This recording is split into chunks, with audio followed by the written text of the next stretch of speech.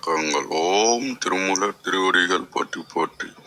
திருமந்திரம் 4ஆம் தந்திரம் 10வது அத்தியாயம் என்று வைரவ சக்கரம் புதுசாக சிந்திக்க இருக்கின்றோம். ஈசன் நம்மை இந்த மனித பிறவியிலிருந்து அறுத்து சிவகதி அடைவதற்கு தான் உறுதுணையாக இருப்பார் என்றும், நடைமுறை வாழ்க்கையில் ஏற்படக்கூடிய பகைகளை போக்குவதற்கு வைரவரை வழிபடலாம் என்றும் திருமலா நாயனார் இங்கே குறிப்பிடுகின்றார். அப்போ வைரவ சக்கரம் இதுல திதிகள் 15 பத்தி அழகா எக்ஸ்பிளைன் பண்றாரு. இந்த 15 திதியிலையும் நாம ஒரு வலது புறமாக தியானிக்க நமக்கு பகையானது அறுபட்டு விடும் அப்படின்னு ஒரு சூட்சுமத்தை இங்க குறிப்பிடலா நான் உணர்கின்றேன். வாருங்க ரத்னகுமார் ஐயா, வணக்கம். நன்றிங்க. திருச்சிற்றம்பலம். திருமலர் திருவடிகள் போற்றி போற்றி. திருமலரின் திருமந்திரத்தில் 4ஆம் தந்திரத்தில் 10வது அத்தியாயம் வைரவ சக்கரம் பாடல் 1291 என்று பார்க்க இருக்கின்றோம். பாடல் விளக்கின்றது.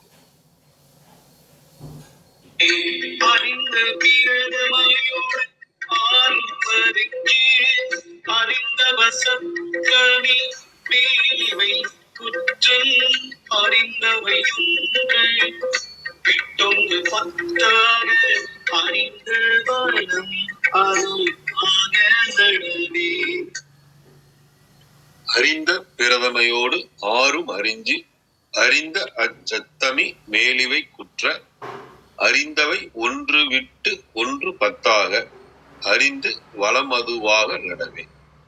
இதன் விளக்கமாக சரவணனையா தளத்திலிருந்து, உலக நடப்பில் அறிந்து கொண்ட சூரியனுக்கும் சந்திரனுக்கும் இடையே உள்ள தூரத்தை குறிக்கும் திதிகளில் முதல் திதியாகிய பிரதமையோடு திவிதியை, திருதியை, சதுர்த்தி, பஞ்சமி, சஷ்டி ஆகிய 5 திதிகளையும் சேர்த்து மொத்தம் 6 திதிகளையும் அவை வருகின்ற கால அளவுகளையும் அறிந்து கொண்டு அந்த திதிகளில் 7வதான சப்தமி திதியிலிருந்து அதற்கு மேல் இருக்கும் 9 திதிகளில் சிறப்பில்லாத சப்தமி, நவமி, ஏகாதசி, திரையோதசி ஆகிய திதிகளை விட்டுவிட்டு சிறப்பான அஷ்டமி, தசமி, துவாதசி, சதுர்த்தசி ஆகிய 4 திதிகளுடன் முதல் 6 திதிகளையும் சேர்த்து மொத்தம் 10 திதிகளிலும் மூச்சுக்காற்றை வலது நாடியின் வழியாக உள்ளிழுத்து வெளிவிட்டு பைரவரை நினைத்து வழிபடலாம் அப்படின்னு சொல்லிட்டு இந்த வளர்பிறை திதிகள், தேய்பிறை திதிகள் அந்த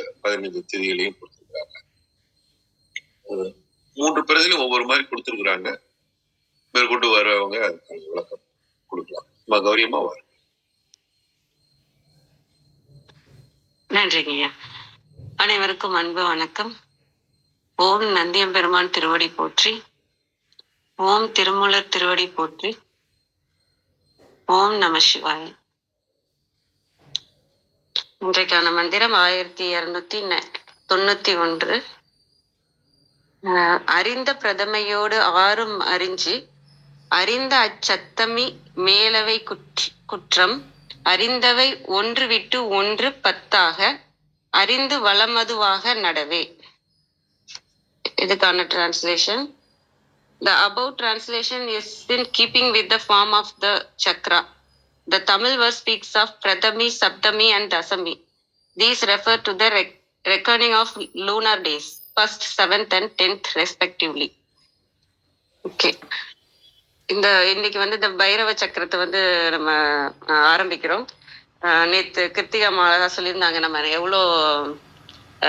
எத்தனையோ வழிமுறைகள்ல இந்த வழிமுறைகளையும் நம்ம இறைவனை அடைகிற வழிமுறைகள்ல இதுவும் ஒன்று, அந்த மாதிரி அதை நல்லா சொல்லியிருந்தாங்க. அது மாதிரி இன்னைக்கு இந்த இறைவனை அடைகிறதுக்கு இந்த வழிமுறையும் இந்த வழிபாடு முறையும் நம்ம பயன்படுத்தி இறைவனை அடையலான்றத பாக்குறோம். இதுக்கு சக்கரம் அமைத்து பூஜைகள் செய்து பைரவ வழிபடுறது எப்படின்றத ஒரு 5 பாடல்கள் கொடுத்திருக்கிறாங்க. ஃபர்ஸ்ட் அறிந்த பிரதமையோடு ஆறும் அறிந்து.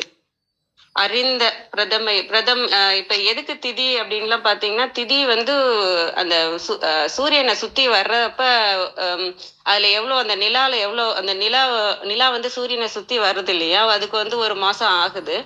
அதுல வந்து எவ்வளவு ஒளிகள் அது இதுல இருந்து எடுத்துக்குதோ அது தகுந்த மாதிரி அந்தந்த நாளுக்கு தேவதைகளும் இருக்கிறாங்க. அந்த அந்த நாள்ல அந்த அந்த நாளுக்கான திதி அத திதியை வந்து கால்குலேட் பண்றாங்க. அந்த டிஸ்டன்ஸையும் ஸ்பீடையும் வச்சு கால்குலேட் பண்றாங்க. அது ஒரு தோராயமா 19 மணி நேரத்துல இருந்து 26 மணி நேரம் வரைக்கும் ஒரு திதி வருது. ஒவ்வொரு இதுக்கும் மாறும். அந்த ஆக்சிஸ்ல ரொட்டேட் ஆகும்போது மாறுது. 19 மணி நேரம், மினிமம் 19 மணி நேரம் ஒரு திதி இருக்கு. மேக்சிமம் வந்து 26 மணி நேரம் வரைக்கும் இருக்கு. அது வந்து சூரியனை வந்து நிலா சுத்தி வர்றதுதான். சாரி, பூமியை நிலா சுத்தி வர்றதுதான். அப்ப வந்து வளர்பிறையாகவும் தேய்பிறையாகவும் நமக்கு எவ்வளவு ஒளி வருதோ அதை வச்சு வளர்பிறை தேய்பிறையாகவும் நம்ம கால்குலேட் பண்றோம். அதுல வந்து இப்ப இந்த வழிபாடு பண்றதுக்கு முக்கியமான நல்ல நல்ல நாட்கள், நல்ல திதிகளையும் தேவையில்லாத திதிகளையும் நம்ம அவங்க குறிப்பிடுறதா இந்த பாடல்ல நான் பாக்குறேன். அறிந்த பிரதமையோடு ஆறும் அறிஞ்சு. ஃபர்ஸ்ட் வந்து பிரதமையிலிருந்து 6 திதிகள் சொல்றாங்க. பிரதமை, துவிதியை, திருதியை, சதுர்த்தி, பஞ்சமி, சஷ்டி 6 திருதியை வந்துருச்சு. அதையும் அறிஞ்சுன்னு போட்டிருக்காங்க. அப்ப அதையும் அது எவ்வளவு காலம் அந்த நாள்ல இருக்கு, எவ்வளவு மணி நேரம் அதுல இருக்கு, அந்த நாள் என்ன, மற்ற விஷயங்களையும் அதை அறிஞ்சு. அறிந்த அச்சத்தமி மேலிவை குற்றம். அந்த சப்தமியில இருந்து மேல வர இவைகள் எல்லாம் குற்றம் அப்படின்னு சொல்றாரு. எதெல்லாம் குற்றம்ன்றதுன்னா, அறிந்தவை ஒன்று விட்டு ஒன்று 10ஆக, ஒரு இதை விட்டு இன்னொன்னு எடுத்துக்கோங்க. மொத்தம் அப்ப அது மாதிரி ஒன்று விட்டு ஒன்று எடுக்கும்போது 4 திதிகள் வரும். அந்த 4 திதிகளையும் சேர்த்துக்கோங்க. அது எல்லாமே நல்ல திதிகள் தான். அந்த உட்ட திதிகள் எல்லாம் தேவையில்லாத திதி, குற்றம்னு சொல்றாரு. அதாவது இப்ப சரியான திதின்னு சொல்லும் போது தவறான திதிகள் அப்படிங்கிற மாதிரி நான் பாக்குறேன். அறிந்து வளம் அது வாக நடவே, அதான் 4வது வரி. வளமதுவாக இப்ப எப்படின்னா, வளர்விரை தேய்விரைன்னு இருக்கு இல்லையா, சுக்லபட்சம் கிருஷ்ணபட்சம்னு. இப்ப ஒரு சுத்தி வருது அப்படின்னா பாதி சுத்து வரைக்கும் வளர்பிறை வருதுன்னா மீதி சுத்து வந்து தேய்விரை ஆகும். அப்பதான் ஒரு ரொட்டேஷன், ஒரு ஃபுல் ரொட்டேஷன் வரும். அப்ப இங்க வந்து நான் 2 இதா பாக்குறேன். வளம் அது வளம் வர பாதி. இதே இது நீங்க வளர்பிறைக்கும் எடுத்துக்கோங்க, தேய்பிறைக்கும். இப்ப இது தேய்பிறையில பிரதமையோட சொல்லியிருந்தாங்கன்னா, அடுத்த மீதி வளம் இருக்கு இல்லையா, அதுக்கும் இதே தொடரும். நடவேனா இதே கண்டினியூ ஆகும். இந்த மீதி வளமுக்கும் இதே கண்டினியூ ஆகும் அப்படின்னு பாக்குறேன். இன்னொரு வளம் அது அப்படின்னு பாக்கணும்னா, இப்ப அது சுத்தி வரும்போது, அந்த நிலா சுத்தி வரும்போது என்னன்னா, அத வளம் வரும்போது நான் சொல்றேன். வளம் வரும்போது என்னன்னா, வெளிச்சம் கூடிக்கிட்டே வரும். இப்ப அமாவாசையில இருந்து பௌர்ணமிக்கு, அமாவாசையில இருந்து வளர்பிறையில போயிட்டு இருக்கு அப்படின்னா, வெளிச்சம் வந்து வலது பக்கத்துல இருந்து கூடிக்கிட்டே வரும். நிலாவுல சொல்றேன் நானு. நிலாவுல வலது பக்கத்துல இருந்து கூடிக்கிட்டே வரும். அத வந்து நான் இங்க வந்து ஃபர்ஸ்ட் 15க்கு சொன்னாங்க இல்லையா, மீதி 15க்கும் அதை நீங்க கண்டினியூ பண்ணுங்க. வளர்பிறைக்கும் தேய்பிறைக்கும் இந்த 10 திதிகளை எடுத்துக்கோங்க. பைரவரோட வழிபாடு பண்றதுக்கு இந்த 10 மொத்தம் 20 திதிகள் வரும். இந்த 20 திதிகளும் உகந்த நாள்களா இருக்கும் அப்படின்றத நான் பாக்குறேன்.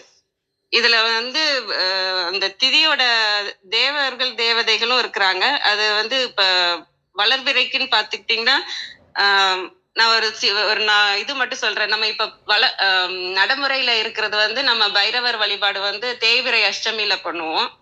ஏன் அது தேய்பிறை அஷ்டமியில பண்ணுவோம்னா, அதோட அதிபதி வந்து அன்னைக்கு வந்து கால பைரவர் தான் இருக்கிறாரு.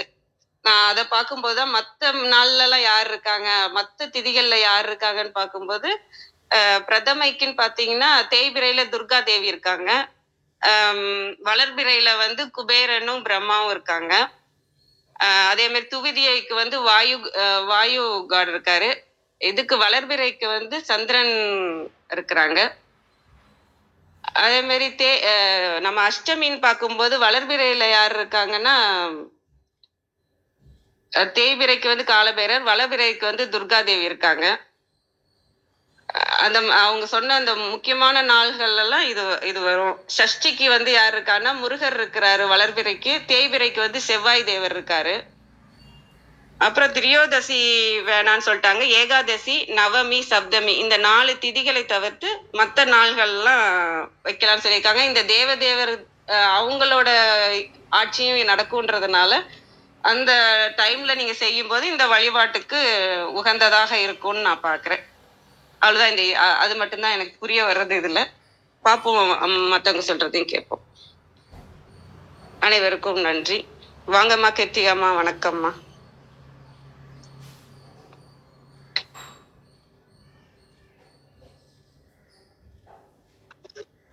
வணக்கம். ரத்னாயா அவருடைய உரை வாசிச்சுட்டாரா? வாசிச்சேன். முடிச்சிட்டீங்க? சரி சரி.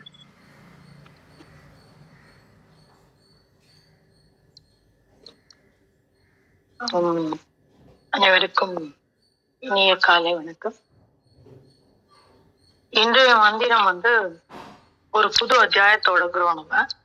அதுல வந்து வைரவ சக்கரம் அப்படிங்கிறது தான் இன்றைய மந்திரத்தினுடைய தலைப்பு. இந்த பகுதியினுடைய தலைப்பு. நம்ம வந்து வைரவரை பத்தி திருவுரை பார்க்கும் போதே பார்த்திருக்கோம். திருவுரையுடைய மகாத்மியங்கள், அவளுடைய வடிவங்கள், அவளுடைய என்ன சொல்றது, அவளுடைய வியாபகங்கள், இதெல்லாம் பார்க்கும்போது நம்ம வந்து திருவுரையில வந்து எப்படி வைரவர் வந்து ஒத்திசைந்து வருகிறார் அப்படிங்கிறத பார்த்தோம். எத்தனை விதமான வைரவர்கள் நம்ம பார்த்தோம். அவங்களுக்கு உண்டான அந்த மரபுகள் என்ன, இதெல்லாம் பார்த்தோம். இத வந்து நம்ம வந்து அத வந்து பைரவியினுடைய ஒரு ஒரு கூறாதான் நம்ம பார்த்தோம் இல்லைங்களா? அப்போ இந்த பைரவி வந்து யாரு அப்படின்னா, அவள் வந்து போரின் தெய்வமா நம்ம பார்த்தோம். இப்ப இதெல்லாம் எதுக்கு ஞாபகப்படுத்துறேன் அப்படின்னாக்கா, நம்ம வைரவர் அப்படிங்கிறத வந்து பைரவர் அப்படிதான் நம்ம இந்த காலகட்டத்துல வந்து நம்ம வந்து வணங்கி கொண்டு இருக்கிறோம். அதனால இந்த இடத்துல வைரவர்னு குறிப்பிடப்படுபவர் நாம் வைரவர் என்று சொல்லக்கூடிய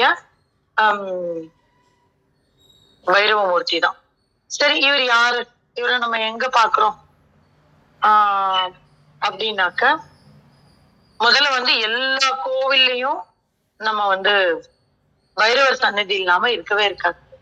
இந்த கால பைரவர் சன்னதி வந்து இல்லாத சிவன் கோயில்களே இருக்காது. இன்னும் நீங்க ஒரு படி மேல போனீங்கன்னா, கடைசியில நம்ம ராக்காலம் முடிஞ்சு கோயில் சாவி ஒப்படைக்கிறது யாருக்குதான் ஒப்படைப்பாங்க அப்படின்னாக்கா, பைரவர் கிட்டதான் ஒப்படைப்பாங்க. அப்போ பைரவருடைய சின்னம் வந்து என்னவா இருக்கும்னா, ஒரு சூலமா இருக்கும். அவருடைய வாகனம் வந்து நாய் இருக்கும். ஆனா இதுலயுமே நிறைய வித்தியாசமான வாகனங்கள் உள்ள அஷ்ட பைரவருக்கும் ஒரு ஒரு இது உண்டு, ஒரு ஒரு வாகனம் உண்டு. அப்போ இப்போ இந்த அஷ்டபைரவரை வந்து யாமல நூல்கள்ல ஒன்னா நம்ம பார்க்கிறோம். யார் யார் அஷ்டபைரவர், அவருடைய வாகனம் என்ன, அவங்களுடைய வடிவம் என்ன, இப்படி எல்லாம் நம்ம பார்த்தோம். அப்போ இந்த வைரவ சக்கரம், அப்போ இது வந்து நம்ம வந்து எந்த வைரவரை குறித்து பேசப்படுகிறது அப்படிங்கிறத நம்ம புரிஞ்சுக்கணும். இந்த பாடல்ல வந்து மொத்தம் வந்து இந்த பகுதியில ஒரு 5 மந்திரங்கள் இருக்கு.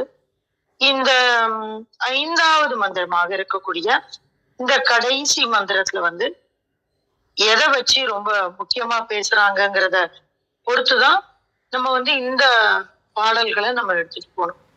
இப்ப இந்த 5வது மந்திரத்துல என்ன சொல்றாரு அப்படின்னாக்க, நம்ம இதை பின்னாடி பார்க்கலாம். நான் ஒரு கருத்துக்காக நான் சொல்றேன். வித்வேஷனம் என்று சொல்லக்கூடிய பயத்தை போக்கக்கூடிய ஒரு பைரவரை வந்து நம்ம வந்து பார்க்கிறோம்.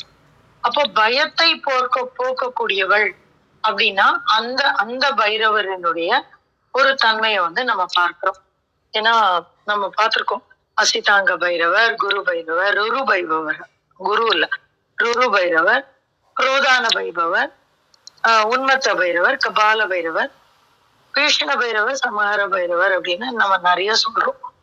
இதுல இந்த பைரவர் வந்து பயத்தை போக்கக்கூடியவர் அப்படிங்கிறது தான் வந்து நம்மளுடைய ஒரு பார்வையா இருக்கும். அப்போ இத மனசுல வச்சுட்டு நம்ம வந்து இந்த மந்திரங்களை பார்க்கணும். இப்ப இந்த மந்திரத்துக்குள்ள போலாம்.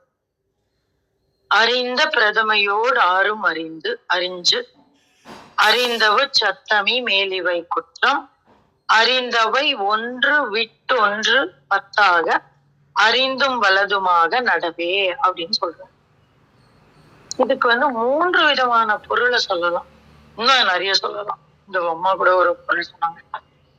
அப்போ முதல்ல வந்து நம்ம வந்து சக்கரம் அப்படிங்கும் போது ஒரு உருவம், புறத்தை செய்யக்கூடிய ஒரு உருவத்தை அமைத்து அதிலிருந்து அகத்திற்கு எங்கனம் அதை புரிந்து கொள்வது, பின் அதை அகத்தில் எங்கனம் செயல்படுத்துவது, இதுதான் சக்கரத்துக்கு உண்டான ஒரு ப்ராசஸ், ஒரு வழிமுறை இல்லைங்களா? நம்ம முதல்ல ஒரு சக்கரம் வரையறோம் அப்படின்னா, ஒரு சக்கரத்தை பத்தி பேசுறோம்னாலே நம்ம மனசுக்குள்ள ஒரு சக்கரம் வந்துடும். அப்பதான் வந்து அந்த சக்கரம்னு நம்மளால ஒத்துக்க முடியும். இல்லைன்னா அந்த இடத்துல சக்கரம் சொல்றதுக்கு உண்டான தேவையே இல்லை. அப்போ இந்த இடத்துல என்ன சொல்றாங்க அப்படின்னா, ஒரு சக்கரத்தோட வடிவு சொல்றாங்க. என்ன அப்படின்னா, அறிந்த பிரதமையோடு ஆறும் அறிந்து அப்படின்னாக்கா 6 ரேகை, பிரதமைனா 1, 6 ரேகைகளை மறித்து எழுதி அப்படின்னு சொல்றாங்க. அப்ப 6 ரேகை அப்படிங்கிறதுனா என்ன அப்படின்னாக்க குறுக்கு கோடு.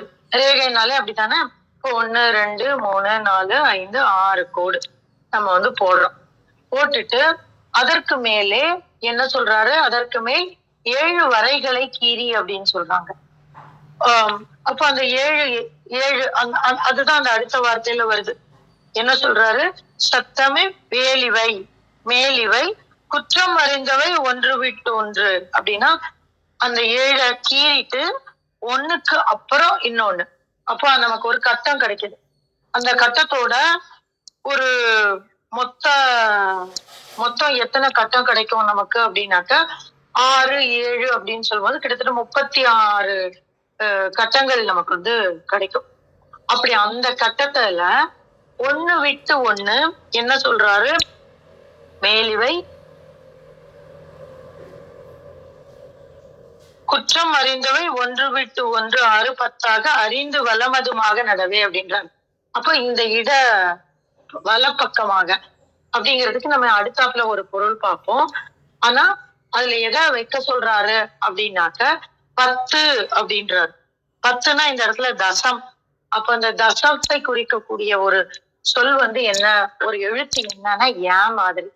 இந்த யா வந்து எதை ஒத்து வரும்னா சூலத்தை ஒத்து வரும். சோ இப்போ ஒரு கட்டம் வச்சுக்கோங்க. அந்த கட்டத்துல மொத்தம் நம்ம 6 கோடு போட்டோம், அதுக்கு குறுக்க 7 கோடு போட்டோம். இப்போ ஒரு ஜன்னல் மாதிரி ஒரு அமைப்பு கிடைச்சிருக்கு. அதுல ஒன்று விட்டு ஒன்று நாம வந்து சூலம் வரைகிறோம்.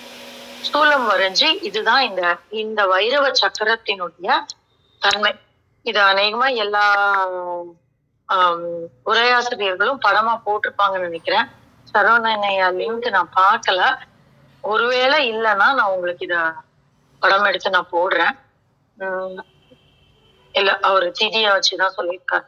ஓகே, நான் இந்த படத்தை உங்களுக்கு நான் குரூப்ல போடுறேன்.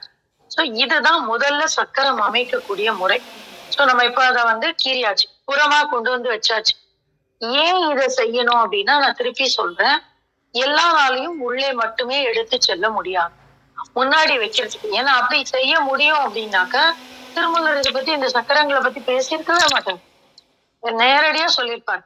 அவரு சொன்ன அந்த முறையை நம்மளால மீற முடியாது, மீறக்கூடாதுன்னா அவர் காட்டுற கருணையை நாம் இந்த உலகத்திற்கு எடுத்து தர வேண்டும். ஏன்னா அவரு பெரும் கருணையோடு ஒரு சின்ன குழந்தைக்கு ஆரம்பத்துல இருந்து பாடம் சொல்லி கொடுக்குற மாதிரி சொல்றாரு. அப்ப அவர் ஊல ஆரம்பிச்சா நம்மளும் ஊல தான் ஆரம்பிக்கணும். அதுதான் நம்ம புரிந்து கொண்டதற்கு உண்டான அடையாளம். அந்த அவர் காட்டுற கருணைய, இந்த தெய்வம் கொடுக்கறத பூசாரி தடுக்க கூடாதுன்னு சொல்லுவாங்கல்ல, அந்த மாதிரி அவர் நமக்கு கற்றுக் கொடுப்பதை, கற்றுக் கொடுக்க நினைப்பதை நாம் சொல்லணும். சோ அதனால அவர் சக்கரத்துல ஆரம்பிக்கிறாரு, நானும் சக்கரத்துல சொல்றேன். சோ முதல்ல இந்த மாதிரி சக்கரத்துல நம்ம கீறி வச்சுக்கணும். வச்சுட்டு அதற்கு அதுல பைரவ மந்திரம் இருக்கு. இந்த பைரவர் ஒருத்தருக்கும் ஒரு மந்திரம் இருக்கு. இப்ப பைரவ காயத்ரி எல்லாம் சொல்றாங்க. அந்த மாதிரி பைரவ மந்திரங்கள் இருக்கு, பீஜங்கள் இருக்கு. அத நம்ம குருமுகமாக கற்றுக்கொள்ள வேண்டும். ஏன் பைரவருக்கு மாத்திரம், ஏன் இங்க எல்லா இடத்துலயும் பீஜம் பத்தி பேசினாங்க, இந்த இடத்துல பீஜம் பத்தி பேச மாட்டாங்க? பைரவ மந்திரம் மாத்திரம் தான் சொல்றாங்க. ஏன்னா காலத்தை அளக்கக்கூடியது. இந்த காலத்தை கணிக்கக்கூடிய பீஜங்கள் நம்ம உடல்ல இருக்கு. அந்த உடல்ல ஒன்னையும் தொட்டு தொட்டு தொட்டு தொட்டு நம்ம மேல எழுப்ப முடியும். இந்த எழுப்பக்கூடிய இந்த மந்திரத்தை, இந்த இத நம்ம எப்படி இந்த அறைகள்ல இட்டு அதை இப்ப நம்ம அந்த பாடல்ல திரும்பி போலாம். வலமாக நடக்கவும் அப்படின்னு சொல்றாங்க. அப்ப வலமாக நடக்கவும் அப்படின்னாக்க பிங்களையில இருந்து ஆரம்பிக்கணும். அப்ப பிங்களைனா என்ன? எதை நம்ம பிங்களையில ஆரம்பிப்போம்? பிராணாயாமத்தை தான் நம்ம பிங்களையில ஆரம்பிப்போம். அப்போ அந்த மாதிரி பிங்களையில ஆரம்பித்து ஒரு மூச்சு கீழே போகும், திருப்பி அங்கிருந்து மேல வரும். இப்ப நம்ம 6 ஆதாரங்களை தொட்டு நம்ம பண்ண முடியும். இப்ப இந்த 6 ஆதாரங்களை தொட்டு பண்ணும்போது என்ன ஆகும்? இந்த 6, அதற்கு பிறகு சிரசுக்கு மேலே இருக்கக்கூடிய அந்த 4 பகுதிகள், திசைகள் சொல்றோம் இல்லையா? அப்ப அந்த 6 நாளும் 10 அப்படின்னு நம்ம புரிஞ்சுக்கலாம். இப்ப அப்படி புரிந்து கொண்டு இந்த பிராணாயாமத்தின் மூலமாக அந்த புறத்தில் வைத்திருக்கக்கூடிய சக்கரத்தை மனச பதிஞ்சு அந்த பீஜங்களை நம்முள்ளே எழுப்புவதன் மூலம் இந்த அத்தனை புள்ளிகளையும் நம்மால் எழுப்ப முடியும். இதுதான் இன்னும் ஒரு சின்ன சுற்றமா சொல்லிடுறேன். காற்றை பிடிக்கும் கணக்கு அறிந்தவன் அப்படின்னு சொல்லுவார் திருமூலர். அப்ப இந்த காற்றை பிடிக்கும் கணக்கு அறிந்தது அப்படின்னா எது காற்றை பிடிக்குது? அதுதான் காலத்தை வெல்லக்கூடிய கணக்கு. இப்ப நம்ம ஒரு மூச்சுக்கும் ஒருத்தருக்கும் ஒரு விதமான மூச்சு இருக்கும். அந்த மூச்சோட கணக்கு இருக்கு. இதுதான் இதெல்லாம் நம்ம முன்னாடி பார்த்துட்டு வந்துட்டோம். அதனால நான் இப்ப இந்த இடத்துல இதெல்லாம் பொருத்தி பார்க்கணுங்கிறதுக்காக நான் சொல்றேன். எதற்காக பிராணாயாமத்துல ஆரம்பிக்கிறோம் அப்படின்னா, நம்மளுடைய பொதுவான மூச்சு 15ல இருந்து 13 மூச்சு. அது அப்படியே கம்மியாகி 6 மூச்சு 5 மூச்சுக்கு நார்மலா வந்துரும். நம்மளுடைய அந்த தியானம் இதெல்லாம் ரெகுலரா பண்றவங்களுக்கு அந்த காற்றை பிடிக்கக்கூடிய அந்த கணக்கு தெரிஞ்சிருக்கும். அப்புறம் அந்த 5 மூச்சு 6 மூச்சு வரும்போது நம்ம தியானத்துல உட்காரும் போது அது இன்னும் ரொம்ப அருகி 2 மூச்சு கணக்குக்கு வரும். அப்புறம் 1 மூச்சு, சுழுமுனை தியானம்ங்கிறது 1 மூச்சு. இந்த 1 மூச்சுல எவ்வளவு நேரம் நிற்கிறதுங்கிறது ஒரு கணக்கு. இதெல்லாம் எதுக்காக சொல்றேன்னா, இந்த இடத்துல காற்று காலம் இரண்டும் மிக மிக முக்கியமான ஒரு என்ன சொல்றது, ஒரு கூறுபொருளாக, ஒரு முக்கியமான கருப்பொருளாக அமையும். ஏன்னா வைரவர்னு வந்துட்டாலே அந்த இடத்துல காலம் தன்னால உட்காந்துரும். அந்த இடத்துல அந்த காலத்தை கணக்கிடக்கூடிய இந்த பிண்டத்தில் கணக்கிடக்கூடியது எது அப்படின்னா காற்றுதான். அந்த காற்றுதான். நீங்க பாத்தீங்கன்னா இந்த அண்டத்துல கூட காலத்தை கணக்கெடுக்கிறதுக்கு காற்றுதான் மூல காரணமாக இருக்கும். காற்றுதான் மழையை கொண்டு வரும், காற்றுதான் அனலை கொண்டு வரும், காற்றுதான் வெப்பத்தை கொண்டு வரும், காற்றுதான் வேணிலை கொண்டு வரும். இந்த பிண்டத்தையும் கால மாற்றங்களை கொண்டு நமக்குள்ளே கொண்டு வருவது காற்றுதான். அண்டத்திலையும் காற்றுதான். அப்போ காலமும் காற்றும் ஒன்று பின்னி பிணைந்தது. அப்ப இந்த இடத்துலயும் அதே மாதிரிதான் காற்றை கொண்டு நம்ம பிரயாணிக்கக்கூடிய வழிமுறையை சொல்றாரு. அறிந்த வளமது மாக நாடவே. அப்போ அங்கிருந்து ஆரம்பி அப்படின்னு சொல்றாரு. அப்ப இந்த இடத்துல எதற்காக திதி வருகிறது, ஏன் அவர் 1 2 3 4 5ன்னு கணக்கு கொண்டு வரல அப்படிங்கிற ஒரு கேள்வி இருக்கும். அந்த கேள்விக்கு உண்டான பகுதியா நம்ம எதனால அப்படின்னா, இந்த திதியை நம்ம எதன் மூலமாக பார்க்கிறோம் அப்படிங்கிறது முக்கியம். திடீர்னு வந்துட்டாலே அது வந்து சந்திரனுடைய வளர்ச்சியையும் தேய்தலையும் குறிக்கக்கூடிய ஒரு வார்த்தை இல்லைங்களா? நம்ம சூரியனை வச்சு சொல்ல மாட்டோம், சந்திரனுக்கு தான் சொல்லுவோம். வளர்பிறை அப்படின்னா சந்திரன் வளரக்கூடிய பிறை, தேய்பிறை அப்படின்னா சந்திரன் தேயக்கூடிய பிறை. அப்போ இதற்கு முக்கிய காரணமாக இருப்பது என்ன அப்படின்னாக்க சந்திரனுடைய போக்கு. இந்த சந்திரனுடைய போக்கு என்னெல்லாம் செய்யும்? ஒரு ஒரு ஒரு அஸ்ட்ராலஜி தெரிஞ்சவங்க இதை ரொம்ப அழகா சொல்லுவாங்க. மனம் மனம் மனோகாரகன் அப்படின்னு சொல்லுவாங்க சந்திரனை. இப்ப சந்திரன் வந்து என்ன செய்யும்? மனம் வந்து என்ன செய்யும்? உலகத்துல இருக்கக்கூடிய அத்தனை எமோஷனையும் உள்ள கொண்டு வைக்கிறது மனம் தான். அப்ப அந்த மனதை குறிக்கக்கூடிய சொல், அந்த மனதினுடைய வளர்ச்சியையும் தேய்தலையும் குறிக்கக்கூடிய சொல், அதை சொல்லுவதற்கு உண்டான அதற்கு உரியவனான சந்திரனை குறிக்கக்கூடிய அந்த வார்த்தைகளை பயன்படுத்துவதன் மூலம் அந்த மனதில் இருக்கக்கூடிய பீஷணங்களை, அதாவது பயங்களை போக்கக்கூடியவர் அப்படின்னு இந்த இடத்துல வைரவர் அப்படிங்கிறதே பயம் போக்குபவர் அப்படிங்கிறது தான். சோ வித்வேஷனம் என்று சொல்லக்கூடிய அந்த பயத்தை போக்கக்கூடிய வைரவ சக்கரம் என்ன? இன்னும் போன மந்திரத்துல நம்ம பார்த்திருக்கோம், பயம் எத்தனது மாரணம் அப்படிங்கிறதே எதுனால வருகுது அப்படின்னா பயத்தினால வருகுதுன்னு நம்ம பார்த்திருக்கோம்.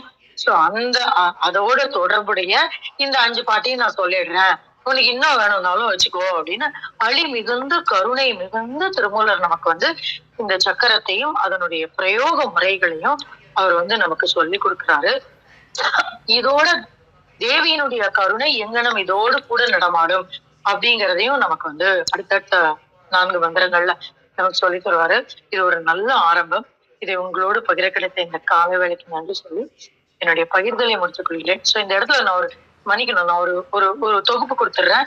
இந்த இடத்துல முதல்ல ஒரு கீறி அந்த சக்கரம் வரையறத சொல்றாரு. அதற்கு பிறகு அந்த சக்கரம் வரைவதற்கு உண்டான வரைந்து அது எப்படி வைரவருடைய கூறுபாட்டை, அதாவது ஆயுதத்தை இல்லைன்னா அவரை குறிக்கக்கூடிய அந்த படத்தை எப்படி வரையறதுன்னு சொல்றாரு, சூலத்தை எப்படி போடுறதுன்னு சொல்லி கொடுக்குறாரு. அதற்கு பிறகு மூச்சை எங்கனம் கொண்டு செல்லணும்னு சொல்றாரு. அந்த மூச்சை கொண்டு செல்லும் பொழுது அது வந்து நம்ம எந்த இடத்தை நோக்கி திருப்பும், அதுல இருக்கக்கூடிய விஷயத்தை எங்கனம் மாற்றும் அப்படின்னு சொல்றாரு. இதை ஏன் நம்ம வந்து திதியை வச்சு சொல்றாரு அப்படின்னா, மனோகாரர்களான சந்திரனுடைய வளர்ச்சியும் தேய்தலையும் குறித்து சொல்லக்கூடிய ஒரு பகுதியா இந்த பகுதியை நம்ம மனசுல புரிஞ்சுக்கணும். சந்திரன் எதற்கான அடிப்படை காரணி அப்படிங்கிறதையும் நம்ம இந்த இடத்துல தெரிஞ்சுக்கணும். இன்னும் சொல்ல போனானாக்கா நீங்க வந்து இந்த சரம் பார்க்கறது வந்து வார சரம் அப்படிங்கிறது போக அயனசரம்னு கூட சொல்லுவோம். இன்னும் வந்து இந்த திதியை வச்சு சொல்லக்கூடிய சரம் கூட உண்டு. இந்தந்த திதியில இந்தந்த சரம் ஓடணும் அப்படின்னு சொல்லுவாங்க. சரம் என்பதே மூச்சுக்கும் காற்றுக்கும் உண்டான தொடர்பு, மூச்சுக்கும் நம்முடைய உடலுக்கும் உண்டான தொடர்பு. அதை வந்து இந்தந்த திதியில இந்தந்த சரம் ஓடணும்னு சொல்றவங்க கூட இருக்காங்க. சோ அதற்கும் இதற்கும் மொத்தத்துல எல்லாமே காற்றுக்கும் காலத்திற்கும் உண்டான தொடர்பை நம்ம வந்து எங்கனம் இந்த சக்கரத்தின் மூலம் பயிலலாம் அப்படிங்கிற ஒரு விஷயத்த சொல்லித்தர முயல்கிறார் திருமூலர். இந்த ஒரு பார்வையோட நம்ம வரக்கூடிய 4 மந்திரங்களையும் நம்ம பார்த்தா நம்ம இன்னும் நெருக்கமாகலாம் காற்றிற்கும் காலத்திற்கும். நன்றி. நன்றிங்கம்மா, ரொம்ப அருமையா சொன்னீங்கம்மா. பைரவர் பத்தின தகவலா இருக்கட்டும், சக்கரத்தை விளக்கின விதமாகட்டும், அதுல தியானம், அதுல மூச்சு காற்று, நீங்க தொடாத விஷயமே இல்லைங்கிற மாதிரி எல்லாத்தையுமே சொல்லிட்டீங்க. ரொம்ப நன்றிங்கம்மா. இந்தியாம்மா வாங்கம்மா. வணக்கம். அனைவருக்கும் வணக்கம். ஓம் சிவசக்தி போற்றி, ஓம் திருமூலரே போற்றி. 1291வது திருமந்திரம் வைரவ சக்கரம். திருமந்திரம்: அறிந்த பிரதமையோடு ஆறும் அறிஞ்சு அறிந்த அச்சத்தமி மேலிவை குற்றம் அறிந்தவை ஒன்று விட்டு ஒன்று பத்தாக அறிந்து வலமதுவாக நடவே. திருமந்திரத்தின் பொருள்: அறிந்த பிரதமையோடு ஆறும் அறிஞ்சு. இவ்வடியின் பொருள் அமாவாசைக்கு பிறகு வளர்பிறையாகும். இதில் அமாவாசைக்கு அடுத்த நாள் பிரதமை. இதிலிருந்து 6 வரை, அதாவது சஷ்டி வரை 6 ஆதாரங்களிலும் காணப்படும் திதிகள் அது என்னென்னா பிரதமை, துதியை, பிரயோதசி, சதுர்த்தசி, பஞ்சமி, சஷ்டி என்பதை உணர்ந்து அறிந்த சத்தமி மேலிவை குற்றம் இவ்வடியின் பொருள் 7ஆம் நாளாகிய சப்தமி, அதுதான் திருமுலரு சப்தமி என்று திருமந்திரத்தில் படைத்துள்ளார். திதிக்கு மேலான அட்டமி, நவமி திதிகள் தீதானவை, அதாவது குற்றம் என்பதையும் அறிந்தவை 1 விட்டு 1 10ஆக. இவ்வடியின் பொருள் 7ஐ விட்டு 8ம், 9ஐ விட்டு 10ம், 11ஐ விட்டு 12ம், 13ஐ விட்டு 14ம் ஆகிய 4ம் முன்னே கூறப்பட்ட இடங்களிலும் ஆகிய 10 இடங்களிலும் அறிந்து வலமதுவாக நடவே. வைரவரை அறிந்து தலையின் வலப்பக்கமாக அவரை நினைத்து தியானம் செய்வாயாக. வைரவர் சிவனது வடிவத்தில் 1. பகை வெல்ல இவரை பணிவர். கழக வெளியீட்டில் நுட்பமாக விளக்கம் தந்துள்ளார் உரையாசிரியர். வளர்பிறை 1 முதல் 6 வரை 6 ஆதாரங்களிலும் காணப்படும் திதிகள். இதனை அறிந்து மேலே 7ஆம் பிறை முதல் பொருந்தும் பிறைகளை 1 விட்டு 1ஆக எண்ணுங்கால் 7ஐ விட்டு 8ம், 9ஐ விட்டு 10ம், 11ஐ விட்டு 12ம், 13ஐ விட்டு 14ம் ஆகிய 4ம் முன்னுள்ள 6ம் கூட்ட 10ஆகும். இ10ம் பகையை வெல்வார் புறப்பட்டு செல்லும் புலத்தை தம் வலப்பால் அமையும்படி செல்வாராக. 7ஐ விட்டு 8 என்பது சப்தமியை விட்டு அட்டமி எனவும் அதுபோல் மற்றவற்றையும் கொள்க. 6ம் இதனுடைய பொருள் 6 ஆதாரங்களிலும் வலமதுவாக வலப்பக்கம் வளர்பிறையாக. அனைவருக்கும் வணக்கம். சிவசிவ திருச்சிற்றம்பலம். நன்றிங்கம்மா, நன்றிங்கம்மா. ரொம்ப தெளிவான உரையா இருந்தது. நன்றி. ரத்னகுமாரையா, நீங்க ஏதாவது சொல்றது? வாங்க ஐயா. ஆமா கௌரி அம்மா, உங்ககிட்டயும் கிருத்திகா அம்மாவுக்கு ஒரு கேள்வி. நீங்க சொல்லும்போது சொன்னீங்க, கௌரிமா நீங்க சொல்லும்போது சொன்னீங்க திதிகள் 19 மணி நேரத்துல இருந்து 24 மணி நேரம் வரைக்கும் ஒவ்வொரு திதி ஒவ்வொரு மாதிரி இருக்குன்னு சொன்னீங்க. அப்போ ஒரு குறிப்பிட்ட திதினா அது ஒரு 19 மணி நேரம்னா அந்த திதி எப்போ வந்தாலும் 19 மணி நேரம். இந்த திதினா அது 25 மணி நேரம்னா அதே திதி எப்பொழுதுமே 25 மணி நேரம். அப்படியா அல்லது அந்த இது மாறுமா? இது ஒரு கேள்வி உங்ககிட்ட. கிருத்திகா அம்மா கிட்ட திருமந்திரம் நம்ம வரிசையா பார்த்துட்டு வரோம். வைரவ சக்கரம் அப்படின்னு சொல்லி காலபைரவா இருக்கு மாதிரி இதெல்லாம் பார்த்துட்டு வரோம். ஒரு 20 வருஷத்துக்கு முன்னாடி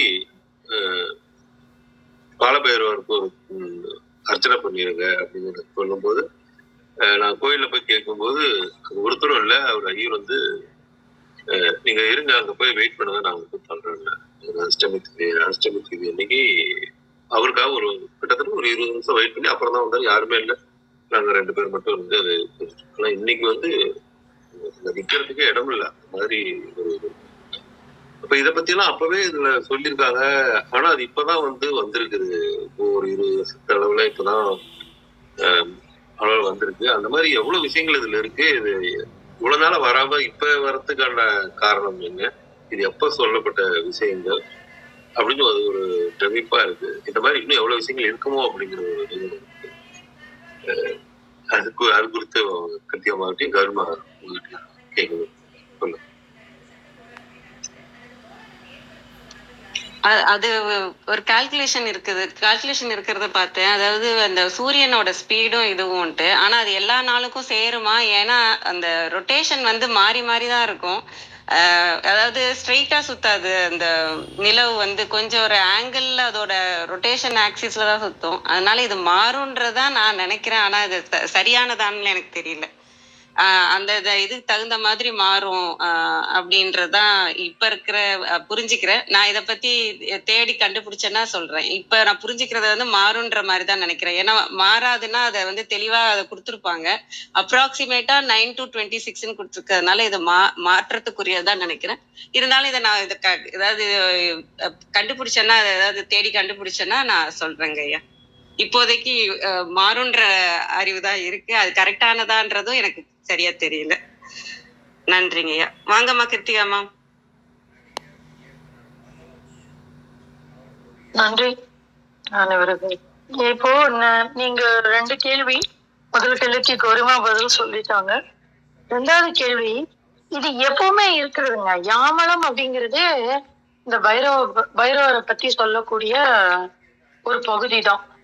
யாமல ஆகமம் அப்படிங்கிறதுல 8 பைரவெல்லாம் நம்ம இப்ப பண்ண விஷயம் இல்லை.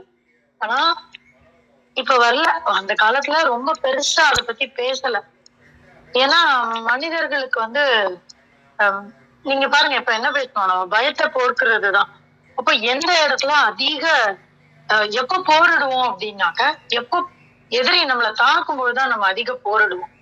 அப்போ அந்த காலகட்டத்துல நம்மளுடைய வாழ்க்கை முறைகள் வேற இருந்தது. நம்மளுடைய ஒரு நீங்க பாத்தீங்கன்னா அந்த 20 வருஷம் முன்னாடி நீங்க சொன்ன நேரத்துல ராகு கால பூஜைகள் வந்து ரொம்ப பிரமாதமா இருந்தது. அப்போ அங்க வந்து ராகு காலத்துல நிறைய விளக்கேத்துறது, துர்கா வழிபாடு, அந்த இடம்லாம் இருந்துச்சு. ஆனா அப்ப வாராகி யாருன்னு கூட தெரியாது எல்லாருக்கும். ஆனா வாராகி இருக்கா, காலங்காலமா இருக்கா. அவ மந்திரினியும் தண்டினியும் லலிதோகாகியான காலத்துல இருந்து இருக்காங்க. அதற்கு முன்னாடியில இருந்தும் இருக்காங்க. யுகம் யுகமாக இருக்கிறாங்க. ஆனா யாருமே வாராகி வழிபட்டு இருக்கிறாங்க. இவ பாருங்க, வாராகி இல்லாத கோயிலே இல்லை.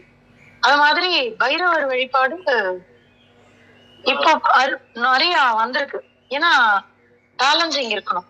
அப்ப அந்த பயம் அதிகமாக அதிகமாக வாழ்க்கையை பத்தின ஒரு கேள்வி வரும்பொழுது அதை என்கரேஜ் பண்ணக்கூடிய வழிகாட்டுதல். எப்படின்னா நம்ம ஜோசியர்கள்லாம் என்ன சொல்லுவாங்கன்னா, நீங்க காலபைரவருக்கு போய் பண்ணுங்க, காலபைரவருக்கு போய் பண்ணுங்க. இந்த காலபைரவருக்கு ஏன் பண்ணணும் அப்படின்ற ஒரு கேள்வி யாரும் கேட்க மாட்டாங்க. எல்லாத்துக்கும் காலபைரவருக்கு போயிடுவாங்க. அது ஒரு கணக்கு இருக்கு. நான் அதெல்லாம் இப்ப பேச ஆரம்பிச்சோம்னா இன்னும் ரொம்ப ரொம்ப ரொம்ப டைம் ஆகும். ஒரு கணக்கு இருக்கு. இப்போ ஒரு ஒரு ஒரு ஃபைலுக்கு ஒருத்தர் கையெழுத்து போடணும்னா நேரம் அந்த கையெழுத்து போடுறவரை தான் போய் பார்க்கணும். அதை விட்டுட்டு அவரோட பாஸை போய் பார்த்தா பாஸ் கையெழுத்து போட மாட்டார். கூப்பிட்டு இவனை கையெழுத்து போட சொல்லு அப்படின்னு சொல்லி அந்த அந்த அசிஸ்டண்ட்டை தான் கூப்பிட்டு கையெழுத்து போட சொல்லுவாரு. ஏன்னா அவன் கையெழுத்து தான் அந்த இடத்துல தேவை. அப்ப அந்த மாதிரி இந்த உடல் சம்பந்தமான விஷயங்களுக்கு உண்டான ஒரு விஷயங்கள், இந்த பிண்டம் அதனுடைய இது அடுக்கு மாதிரிங்க, ரொம்ப எளிதா சொல்லிட முடியாது. இந்த நம்ம பரிகாரங்கள்ல அடுக்குகள் இருக்கு.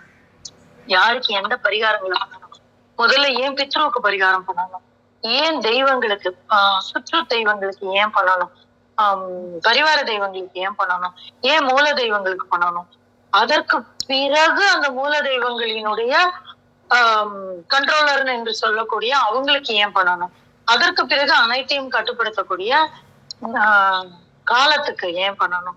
இப்ப நீங்க பாத்தீங்கன்னா காசி வந்து காலம் காலமாக நிற்கக்கூடியது. அதனுடைய கண்ட்ரோலர் யாருன்னா காலபைரவர். காலசிக்கெல்லாம் அந்த காலங்கள்ல கடைசி காலத்துல எல்லாம் போவாங்க. இவங்க எல்லாரும் சொல்லுவாங்க, நல்லா சொல்லுவாங்க, அதாவது போக முடியாது, பயணம் ரொம்ப ஜாஸ்தி, அதனால அவங்க வந்து கடைசி காலத்துல காசிக்கு போனாங்க. இதெல்லாம் வந்து நம்ம இப்ப பண்ணிக்கிற லாஜிக்கல் மைண்டு. அப்படிலாம் இல்ல. அந்த காலத்திலேயே வந்து சங்கரரும் அந்த காலத்திலேயே ஆழ்வார்களும் எவ்வளவு தூரம் நடந்திருக்காங்க, எங்க வரைக்கும் போயிட்டு திரும்பி வந்திருக்காங்க. அப்படியெல்லாம் இல்ல. கடைசியாக வழிபடக்கூடிய தெய்வம் காலபைரவராக இருக்கிறார். அதாவது காலம் தொட்டு நான் சொல்றேன், இந்த அத்தனை அடுக்கையும் தாண்டி காலத்தை நாம தொடணும். அப்போ அந்த காலத்தை தொடறதுக்கு ஜென்மா பத்தின ஒரு புரிதல் வேணும். அந்த ஜென்மாவில கரெக்ட் பண்ண வேண்டிய விஷயங்கள் வேணும். இது வந்து ரொம்ப பெரிய டாபிக் ரத்னாயா. ஆனா நம்ம இப்ப ஷார்ட்கட் பண்ணிக்கிட்டு இருக்கோம். இப்ப நீங்க யார் எதனால பைரவருக்கு பண்ண வராங்க அப்படின்னா, எல்லாரும் சொல்றாங்க, எல்லா வழிகாட்டுக்கு நான் பேரு சொல்லக்கூடாது, இந்த ஜோசியம் சொல்றவங்க எல்லாருமே சொல்றாங்க காலபைரவருக்கு பண்ணிடுங்க, காலபைரவருக்கு பண்ணிடுங்க. எதற்காக காலபைரவருக்கு பண்ணணும், அவர் எந்த அடுக்குல அவர் நிக்கிறாரு, இதெல்லாம் இல்லாம நம்ம உடனடியா பயத்தை போக்கணும் அப்படிங்கறதுக்காக இந்த வழிபாடுதல்களை கொண்டு வந்துட்டோம். தவறுன்னு சொல்ல முடியாது. ஆஹ் ஆஹ் ஒரு சிலர் அந்த கண்புரை மாதிரிதான். அந்த கண்புரை வளர்ந்து அதை வந்து நம்ம ஆபரேஷன் பண்ணா நல்லது அப்படின்னு சொல்லுவாங்க. எந்த கண்டாக்டரும் அதுதான் சொல்லுவாங்க. அந்த புரை வளரட்டும் நல்லா, அப்பதான் அதை நீக்கிறது எளிது, இல்லைன்னா அது பயன் கொடுக்கும் அப்படின்னு சொல்லுவாங்க. அந்த மாதிரி அந்த அடுக்குகள் மேல போடுறதுதான் நல்லது. அந்த அடுக்கு மேல போன இத்தனை பேரும் இருக்காங்களா, அது காலம்தான் நமக்கு பதில் சொல்லணும். மொத்தத்துல காலபைரவரினுடைய வழிபாடு என்பது எப்பொழுதும் உண்டான ஒன்று. அது ஏன் இப்ப அருகி இருக்கு, அதுக்கு உண்டான 2 கோணங்கள் தான் நான் சொல்றேன். அது மாதிரி அந்த திதி கணக்கு வந்து எனக்கு தெரிஞ்ச நட்சத்திரத்துல, இந்த நட்சத்திரத்துல சந்திரன் இத்தனை நேரம் இருப்பாரு அப்படின்ற கணக்கு தெரியும். ஆனா இந்த ரேவதியில நிறைய இருப்பாருன்னு சொல்லுவாங்க. ஏன்னா அவருக்கு ரொம்ப பிடித்த மனைவி அப்படின்னு சொல்லுவாங்க. திதி கணக்கு பத்தி எனக்கு தெரியல. திதி நேரங்கள் மாறுமா, இத்தனை திதி, ஏன்னா நம்ம பொதுவா பஞ்சாங்கம் பார்க்கும்போது இன்னி வரைக்கும் இன்னைக்கு இத்தனை திதி எவ்வளவு நேரம் இருக்கு அப்படின்னு பார்க்கும்போது கிட்டத்தட்ட அந்த ஒரே நாழிகை கணக்கு வர்ற மாதிரி மேபி இங்க அங்க மாறுமா இருக்கும் ஒரு சில சின்ன நேரங்கள். ஏன்னா நம்ம பார்ப்போம், இன்னைக்கு காலையில 8 மணி வரைக்கும் இந்த திதி இருக்குன்னா நாளைக்கு அநேகமா அந்த 7:30 வரைக்கும் இருக்கும், 8:15 வரைக்கும் இருக்கும். ஸோ அந்த நாழிகை கணக்கு மாறுமா இருக்கும், எனக்கு தெரியல. ஐயா கௌரிமா சொன்ன மாதிரி தேடி சொன்னாங்கன்னா நம்மளும் தெரிஞ்சுக்கலாம். நன்றி. நன்றி கௌரிமா, மிக்க நன்றி. இவ்வளவு விஷயங்கள் இருக்குதே அப்படின்னு எப்போ சொல்லியிருக்காங்களே அப்படிங்கிற அந்த பிரமிப்போட தான் நான் அந்த கேட்டுக்கொண்டேன். நன்றி. நேரம் பத்தி நிறைவு செய்யலாம் நினைக்கிறேன். தளத்தை திருமந்திரம் கேட்க ஓத பயில அறிவில் உணர்வில் தூய்மையும் ஆன்ம உணர்வும் துணிவும் சஞ்சலம் சங்கடமற்ற வாழ்க்கையும் சிவன் மீது உண்மையான உணர்வுகளும் கிட்டும். யான் பெற்ற இன்பம் பெருகை பயகம் என்ற திருமணத்தை கூற்று கிளங்க வந்திருந்து கருத்துக்களை பகிர்ந்து கொண்ட சான்றோர்களுக்கும் மெய்யன்பர்களுக்கும் மிக்க நன்றி. தளம் நிறைவடைகிறது. மீண்டும் நாளை காலை 6:30 மணிக்கு கேள்வி நாளம் ஆன்ம சுவாச நிகழ்வில் சந்திப்போம். 5, 4, 3, 2, 1.